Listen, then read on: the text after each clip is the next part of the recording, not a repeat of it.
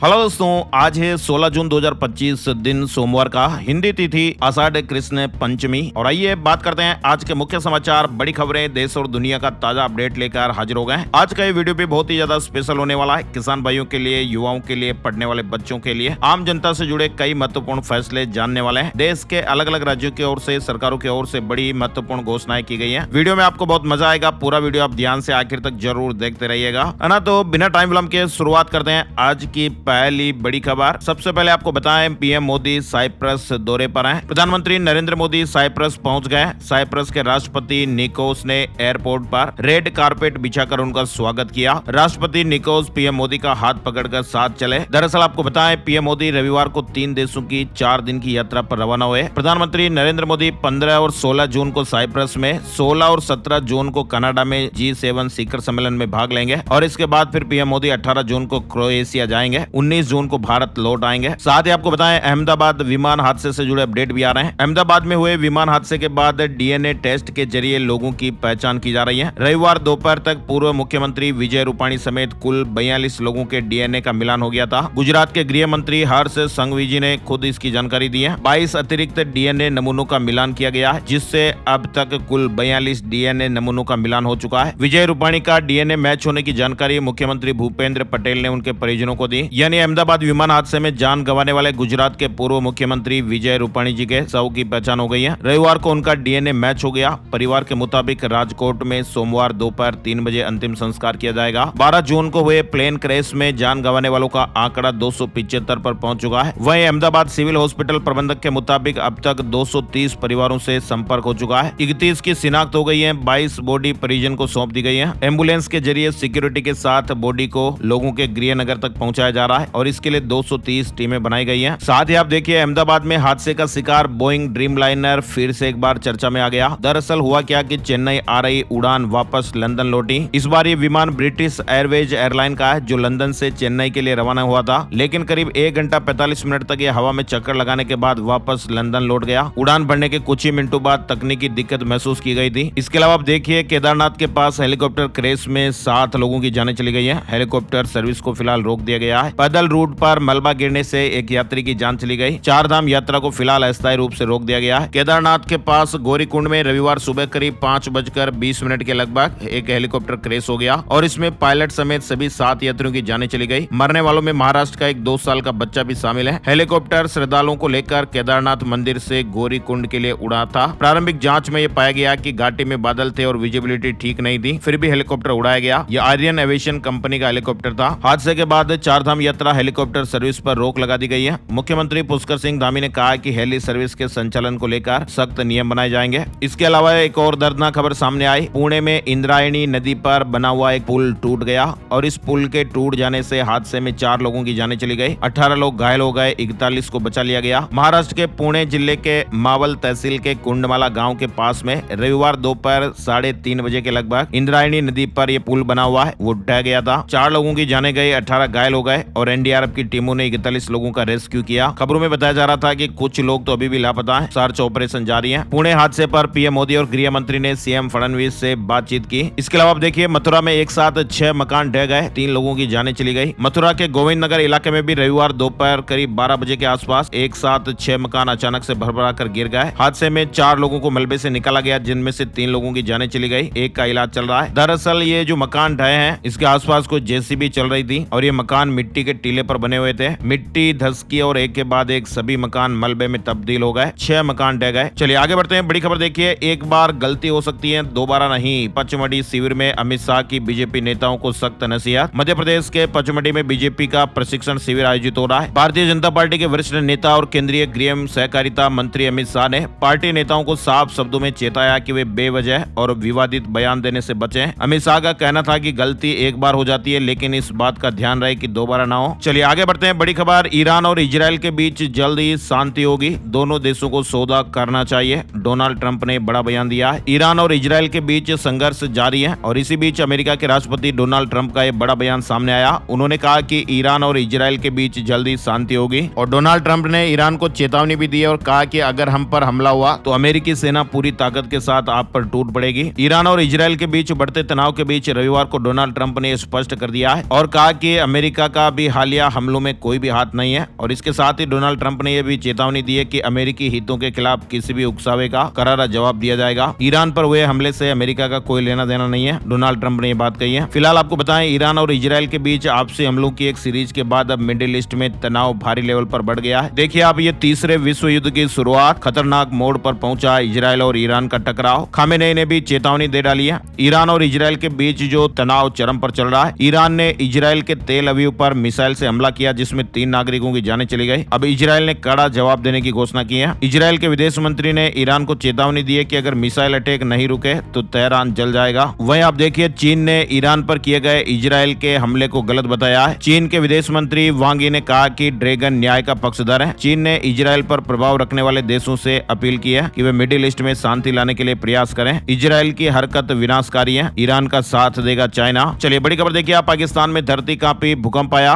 और भूकंप की तीव्रता 4.4 मापी गई है। चलिए आगे बढ़ते हैं। बड़ी खबर देखिए, देश में अगली जनगणना 2027 में होगी जिसमें जाति आधारित गणना भी शामिल होगी। गृह मंत्री अमित शाह ने तैयारियों की समीक्षा की है और ये 16वीं जनगणना होगी जिसमें डिजिटल टेक्नोलॉजी का इस्तेमाल होगा और लोगों को स्वयं जानकारी भरने का विकल्प मिलेगा। ये जनगणना 2 चरणों में होगी जिसमें हाउस लिस्टिंग और जनसंख्या गणना शामिल है। डेटा सुरक्षा के भी सख्त उपाय किए जाएंगे। गृह मंत्री अमित शाह ने समीक्षा बैठक की, सोमवार को नोटिफिकेशन जारी होगा। सरकार की ओर से जारी आधिकारिक बयान में कहा गया कि जनगणना को लेकर अधिसूचना सोमवार को राजपत्र में प्रकाशित की जाएगी। ये 16वीं जनगणना होगी और स्वतंत्रता के बाद 8वीं बार जनगणना कराई जा रही है। चलिए आगे बढ़ते हैं। बड़ी खबर देखिए, अब उधार के सहारे चल रही है जिंदगी, बचत पर ब्रेक लग गई है। रिपोर्ट में एक चौंकाने वाली बात सामने आ रही है। फाइनेंशियल टेंशन की तस्वीर भी आप समझ सकते हैं। दोस्तों इस खबर का मतलब ये आप देखिए, बचत की आदत पर महंगाई और खर्चे का सीधा असर पड़ता है और यही अब आंकड़ों में भी दिख रहा है। कैरियर एज रेटिंग्स की एक ताजा रिपोर्ट आई है जिसके मुताबिक भारत में घरेलू बचत लगातार तीसरे साल घटती जा रही है। वित्त वर्ष 2023-24 में यह आंकड़ा गिरकर जीडीपी का सिर्फ 18.1% रह गया है और रिपोर्ट ये बता रही है कि 2014-15 में कुल घरेलू बचत 32.2% थी जो अब 30.7% पर आ गई है। यानी दोस्तों इसका मतलब ये साफ है कि आम लोग पहले की तुलना में अब कम बचत कर पा रहे हैं, खर्चा ज्यादा कर रहे हैं। बचत जहां घटी है वहीं लोगों की लोन लेने की प्रवृत्ति भी तेजी से बढ़ी है। इस रिपोर्ट के मुताबिक घरेलू वित्तीय देनदारियां यानी कि फाइनेंशियल लायबिलिटीज अब जीडीपी के 6.2% तक पहुंच चुकी है और पिछले एक दशक में यानी 10 सालों में यह आंकड़ा लगभग दोगुना हो गया है। और ये दिखाता है कि खर्च चलाने और जरूरतें पूरी करने के लिए अब लोग क्रेडिट पर ज्यादा निर्भर हो रहे हैं, उधार लेकर खर्चे निकाल रहे हैं, बचत कम कर रहे हैं। तो ये एक चौंकाने वाली अपडेट है। गाँव में थोड़ी उम्मीद अभी भी बची हुई है लेकिन शहरों में तो चिंता बरकरार है। बड़ी खबर आ रही है, धर्मशाला में 7 दिन से लापता इजरायली टूरिस्ट मिल गया है। ग्रामीणों ने थातरी की पहाड़ियों में देखा, हालत गंभीर बताई जा रही है। इजरायली दूतावास को रिपोर्ट भेज दी गई है। साथ ही आपको बताएं, प्रतापगढ़ से सिक्किम हनीमून पर गए कौशलेंद्र सिंह और अंकिता का 15 दिन बाद भी कुछ पता नहीं चल सका है। उन्हें खोजने के लिए यहाँ से गया परिवार निराश होकर लौट आया है और अब गाँव के ही मंदिर पर महामृत्युंजय जाप हो रहे हैं। एनडीआरएफ और सिक्किम प्रशासन रेस्क्यू का काम अभी भी कर रहे हैं। हर दिन वहाँ से वीडियो फुटेज भी भेजे जा रहे हैं। सिक्किम से प्रतापगढ़ लौटा परिवार रेस्क्यू के तरीकों से नाराज है और कहा कि सपोर्ट नहीं मिला। चले बड़ी खबर देखिए आप, छत्तीसगढ़ से आई है। स्टूडेंट्स को सीएम साय ने दिए 2-2 लाख रुपए। जी हाँ, श्रमिक परिवारों के टॉपर बच्चों को 2-2 लाख रुपए की सहायता राशि सरकार ने दी। कक्षा 10वीं और 12वीं के टॉप 10 में स्थान पाने वाले पंजीकृत श्रमिकों के मेधावी बच्चों को यह राशि दी गई है। मजदूर का बच्चा भी विदेश जाकर अगर पढ़ाई करना चाहे तो सरकार 50 लाख रुपए देगी। हरियाणा से जुड़ी खबर देखिए आप, हरियाणा कांग्रेस के सभी जिलाध्यक्ष जुलाई तक तय होंगे। प्रभारी हरि प्रसाद का बड़ा ऐलान, गांव-गांव तक संगठन मजबूत होगा। हरियाणा प्रदेश कांग्रेस कमेटी का संगठन सृजन अभियान अभी भी जारी है। वहीं आप देखिए, हरियाणा में पुलिस कांस्टेबल भर्ती रद्द हो गई है। बोनस अंक काट का रिजल्ट जारी। दरअसल हरियाणा पुलिस में 5600 पुरुष एवं महिला कांस्टेबल भर्ती का विज्ञापन वापस होगा। सरकार ने हरियाणा स्टाफ सिलेक्शन कमीशन को इसकी मंजूरी दे दी है। अब इस पुलिस भर्ती के लिए सीईटी 2025 के बाद नया नोटिफिकेशन निकाला जाएगा। हरियाणा सरकार का नया पोर्टल ग्रामीणों की मांगे अब ऑनलाइन, सरकार को बताएं अपने मन की बात। हरियाणा सरकार ने ग्राम दर्शन पोर्टल की शुरुआत की है जिससे ग्रामीण ऑनलाइन माध्यम से विकास कार्यों के लिए मांग और शिकायतें दर्ज करा पाएंगे। वहीं हरियाणा में विवाह शगुन योजना के नियम में बदलाव हुआ है। जींद में विवाह शगुन योजना का लाभ लेने के लिए ऑनलाइन पंजीकरण अनिवार्य कर दिया गया है। अब शादी के 6 महीने के भीतर ई दिशा पोर्टल पर पंजीकरण कराना होगा। साथ ही आप देखिए, हरियाणा सरकार का एक और बड़ा फैसला, पेंशन से जुड़ी बड़ी खबर आ रही है। हरियाणा में सैनिक सरकार ने रिटायर्ड कर्मचारियों और उनके परिवारों के लिए एक महत्वपूर्ण फैसला लिया है। 1 जनवरी 2016 से पहले रिटायर हुए कर्मचारियों की पेंशन अब कम से कम 9,000 होगी। इसके लिए 2016 से पहले के रूल्स को रिवाइज किया गया है। यानी नए संशोधन के तहत राज्य सरकार ने तय किया कि जो कर्मचारी 1 जनवरी 2016 से पहले रिटायर हुए हैं उनकी उनकी संशोधित पेंशन अब उनके अंतिम वेतन का 50% तय की जाएगी। इसके साथ ही उनके आश्रितों परिवार को 30% पारिवारिक पेंशन मिलेगी। फाइनेंस डिपार्टमेंट ने पहले सेवानिवृत्त या दिवंगत कर्मचारियों की पेंशन की गणना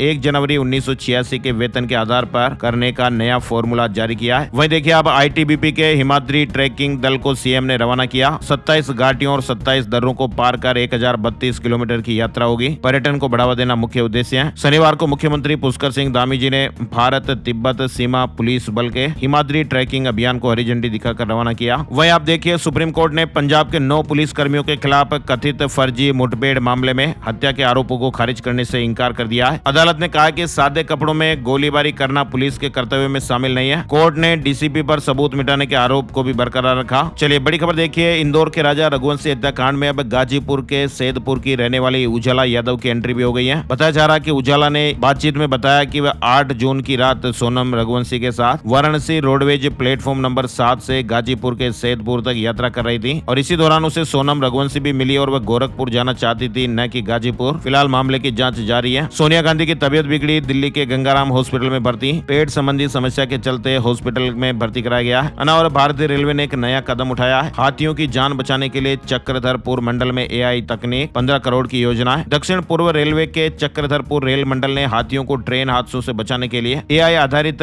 इंट्रूशन डिटेक्शन सिस्टम स्थापित करने के बारे में प्लान बनाया है। वहीं आप देखिए गुरुग्राम में बनेगा अमीरों का शहर। 5500 करोड़ रुपए में बनेंगे महाराजा स्टाइल के अपार्टमेंट। डीएलएफ का बड़ा प्लान है। इसके अलावा नोएडा की खतरनाक इमारतों का मेकओवर होगा। पुराने घर के बदले नया फ्लैट मिलेगा। रजिस्ट्री का भी इंतजार खत्म है। नोएडा प्राधिकरण की बोर्ड मीटिंग में हजारों घर खरीदारों को ये बड़ी राहत दी गई है। अथॉरिटी की बोर्ड मीटिंग में कई महत्वपूर्ण फैसले लिए गए, जिसमें पुरानी बिल्डिंग के रिनोवेशन से लेकर रजिस्ट्री से जुड़े फैसले शामिल हैं। उत्तर प्रदेश में 60,000 से ज्यादा सिपाहियों को नियुक्ति पत्र मिल गए। अमित शाह ने कहा कि यूपी में पहली बार ऐसा हुआ जब इतने बड़े पैमाने पर ज्वाइनिंग लेटर बांटे गए। और इस दौरान गृह मंत्री अमित शाह ने सीएम योगी की तारीफ करते हुए कहा कि योगी सरकार में अब गुंडों का फरमान नहीं चलता है और अगले 5 सालों में ऐसी व्यवस्था की जाएगी कि किसी भी एफआईआर के बाद 3 साल के भीतर उस पर सुप्रीम कोर्ट तक से फैसला हो जाएगा। न खर्ची, न पर्ची, न सिफारिश, सिर्फ योग्यता के आधार पर नौकरी मिली। चलिए बड़ी खबर देखिए, यूपी के शहर की बदलेगी तस्वीर और तकदीर। मंजूर हुआ 12,000 करोड़ रुपए का प्रोजेक्ट। बुंदेलखंड को आर्थिक रूप से मजबूत करने के साथ ही उत्तर प्रदेश को 1 लाख करोड़ डॉलर की अर्थव्यवस्था बनाने के सरकार के प्रयासों को भी बल मिलेगा। उत्तर प्रदेश सरकार ने ललितपुर में फार्मा पार्क स्थापित करने की दिशा में ये पहल की है। वहीं आप देखिए उत्तर प्रदेश में बिजली गिरने से 25 की जानें चली गई। सीएम योगी आदित्यनाथ ने मुआवजे के निर्देश दिए हैं। फसलों के लिए सर्वे का भी आदेश है। दरअसल यूपी में 14 और 15 जून को आकाशीय बिजली गिरने से 25 लोगों की जानें चली गई। साथ ही खबर है कि उत्तर प्रदेश पावर कॉर्पोरेशन ने बिजली दरों में 30% तक की बढ़ोतरी का प्रस्ताव नियामक आयोग को भेजा है। अब देखते हैं आयोग क्या फैसला लेता है। उत्तर प्रदेश में 18 मीटर सड़क किनारे के घरों में भी बनाई जा सकेंगी दुकानें। योगी कैबिनेट मीटिंग में इस तरह का प्रस्ताव पेश किया जाएगा। लखनऊ में भवन निर्माण के नियमों में बदलाव किया गया है। नए उपविधि 2025 के अनुसार छोटे शहरों में 18 मीटर चौड़ी सड़क किनारे भी दुकानें बना सकेंगे। एफएआर में भी बदलाव किया गया, जिससे 2.5 तय किया गया है। साथ ही साइड सेटबैक के नियमों में भी छूट दी गई है। मुख्यमंत्री की अध्यक्षता में जल्दी कैबिनेट में इस तरह का प्रस्ताव रखा जाएगा। साथ ही आपको बताएं गोरखपुर लिंक एक्सप्रेसवे का लोकार्पण अब 20 जून को होगा। मुख्यमंत्री योगी आदित्यनाथ आजमगढ़ और गोरखपुर दोनों स्थानों पर लोकार्पण समारोह में जनसभा को संबोधित करेंगे। एथेनॉल उत्पादन में बड़ा कदम।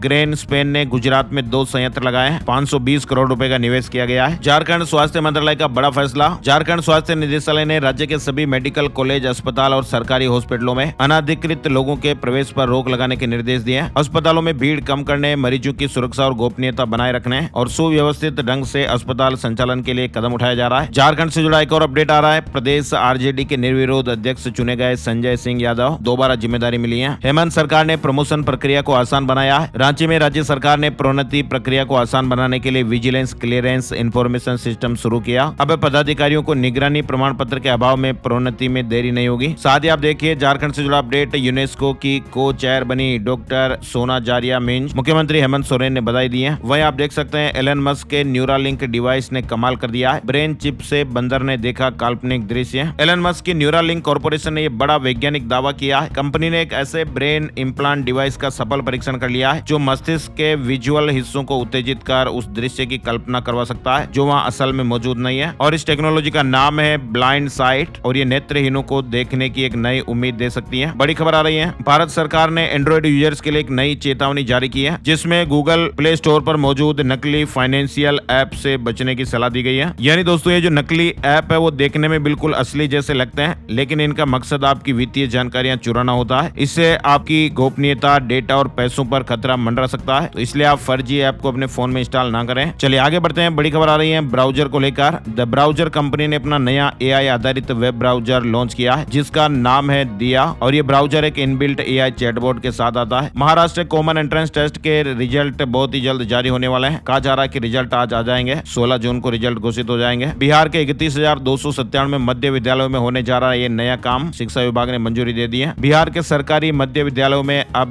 कंप्यूटर की कक्षाएं भी शुरू होगी। पहले चरण में 31,297 विद्यालयों में कंप्यूटर और स्मार्ट क्लास की व्यवस्थाएं की जाएगी। 6वीं से 8वीं तक के विद्यार्थियों को प्रशिक्षित शिक्षक कंप्यूटर पढ़ाएंगे। वहीं आपको बताएं LIC HFL में अप्रेंटिसशिप पदों को भरने के लिए 250 पदों पर वैकेंसी निकाली गई है। पंजाब से बड़ी खबर, आम आदमी क्लिनिक में अब गर्भवती महिलाओं को फ्री इलाज मिलेगा। इसके अलावा भी और कई सुविधाएं दी जाएगी। सभी टेस्ट और दवाइयां भी फ्री उपलब्ध होंगी। और मनाली में टूरिस्टों की आमद में बढ़ोतरी हो रही है। बाहरी राज्यों से रिकॉर्ड 4020 पर्यटक पहुंचे। होटलों में फुल ऑक्यूपेंसी देखी जा रही है। इसके अलावा उत्तराखंड में कड़े भू कानून के लिए नियमावली बनाई जा रही है। पोर्टल भी तैयार हो रहा है। उत्तराखंड में सख्त भू कानून लागू हो चुका है। भूमि की खरीद बिक्री पर निगरानी रखने के लिए भू पोर्टल बनाया जा रहा है। अवैध भूमि को सरकार में चिन्हित किया जा रहा है। साथ ही आपको बताएं हाईकोर्ट का बड़ा आदेश। जी हाँ, कर्नाटक हाईकोर्ट ने ओला, उबर या रैपिडो की बाइक टैक्सी सर्विसेज को आज यानी 16 जून 2025 से बंद करने के आदेश सुनाए हुए हैं। कोर्ट ने यह साफ कह दिया कि जब तक कर्नाटक सरकार मोटर वाहन अधिनियम 1988 के तहत बाइक टैक्सी के लिए पक्के नियम कायदे नहीं बनाती, तब तक इन सेवाओं को राज्य में चालू नहीं रखा जाएगा। चलिए बड़ी खबर महाराष्ट्र से आ रही है। महाराष्ट्र सरकार जल्द ही पंजीकृत निर्माण श्रमिकों को पेंशन प्रदान करेगी। महाराष्ट्र भवन और अन्य निर्माण श्रमिक कल्याण बोर्ड में रजिस्टर्ड श्रमिकों को इस योजना के तहत 12,000 रूपए मिलेंगे। इग्नू ने होम साइंस में पहला PG कोर्स शुरू कर दिया है। ग्रीन कार्ड नियमों में बड़ा बदलाव। अब विदेशी वर्कर्स को इस बात का ध्यान रखना पड़ेगा। अमेरिका में ग्रीन कार्ड को लेकर एक नया नियम पेश किया गया है और इसके तहत अब ग्रीन कार्ड आवेदकों को फिर से मेडिकल एग्जाम करवाने की जरूरत पड़ सकती है। दरअसल US citizenship and immigration service ने फॉर्म